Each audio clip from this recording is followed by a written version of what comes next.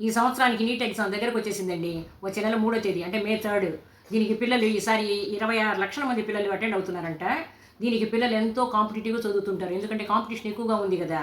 అయినా వీళ్ళు ఎంత బాగా చదివినా గూడా మన సపోర్ట్ అనేది ఎంతో అవసరం పిల్లలకి. మనం పేరెంట్స్‌గా బాగా సపోర్ట్ చేసామనుకోండి, పిల్లలు బాగా చదువుకొని మంచి మార్కులు తెచ్చుకోవడానికి అవకాశం ఉంది.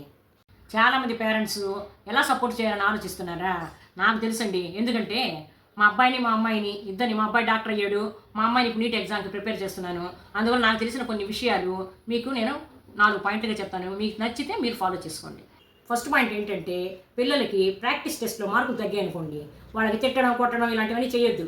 వాళ్ళకి ఏ సబ్జెక్ట్‌లో వాళ్ళు వీక్‌గా ఉన్నారో మీరు తెలుసుకొని అది చదవమని చెప్పండి చాలు. అదే చదవలేని పిల్లలు కొంతమంది ఉన్నారనుకోండి, వాళ్ళకి కష్టాలు ఎలా వస్తాయో చదువు లేకుంటే వాటికి కొన్ని ఉదాహరణలు చెప్పి మోటివేట్ చేయండి. పిల్లల్ని ఊరకనే తిట్టడం, కొట్టడం చెయ్యొద్దండి. వాళ్ళు శారీరకంగా, మానసికంగా దెబ్బతినేసి చదవలేకుండా పోతారు. సెకండ్ పాయింట్ ఏమిటంటే పిల్లలకి ఫిజికల్ యాక్టివిటీ అవసరం అండి. ఏదో ఒక అరగంట బయటికెళ్ళి ఇంటికి రావడమో, లేదంటే ఏదో ఒక ఆట ఆడుకోవడమో, దీనివల్ల వాళ్ళ జ్ఞాపకశక్తి బాగుంటుంది. కాన్సంట్రేషన్ పెరిగి కొంచెం చదువుకోవడానికి బాగుంటుందండి పిల్లలకి.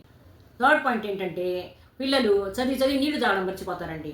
ఇప్పుడు అసలే విపరీతమైన ఎండలు. ఈ ఎండలకి వాళ్ళకి డీహైడ్రేషన్ అయిపోయి ఒళ్ళు దెబ్బతినేసి వాళ్ళు చదువులో ఫోకస్ తగ్గి మార్కులు తగ్గిపోయే అవకాశం ఉందండి.